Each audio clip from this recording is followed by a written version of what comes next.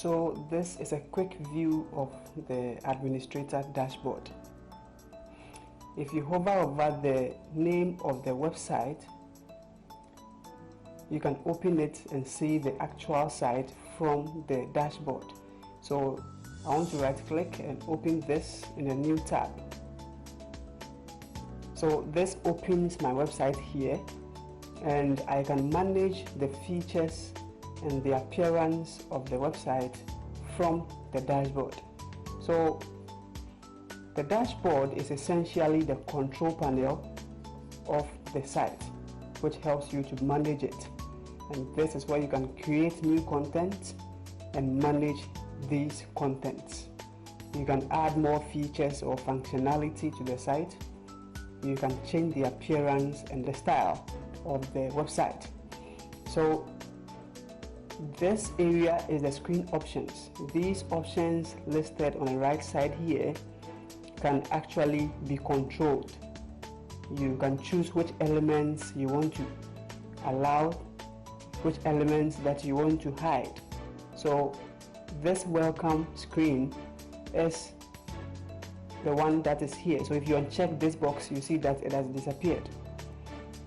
If you also uncheck, so let's start from here, this one, you see it has disappeared. If you want to bring this back, you equally check the box. It depends on what you want at a glance. And activity, so you can check which boxes that you actually need. This area is the WordPress events and news. This is not connected to the WordPress.org server because it is offline. That is why it is not showing. It would have shown you up to date or upcoming WordCamps that WordPress is organizing. Back to the left hand side here lists the various menu options that you can use to control the website. And if you hover over each of these, you see sub menu options and all that. So each menu item that you see here controls actually an aspect of the website, as you can see their names suggesting. These are by default the menu options by WordPress. However, there might be the need to modify or change the appearance of the website. There might also arise a need to add more features and functionality to the site. And to achieve this, we have to install what we call themes and plugins. Themes change the appearance of the website, and plugins act as extensions or add-ons that change the functionality or add more functionality or features to the website.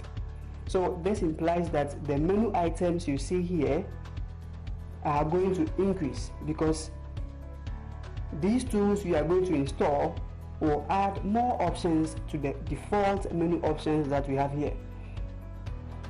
But these are the ones that come by default whenever you install WordPress. Right, so in our next video we are going to start right away with posts, and then we are going to take a quick look at all of these options. Then when we start the actual project, we are going to use them one after another. So let's get on board to the next video. We are going to start with WordPress posts.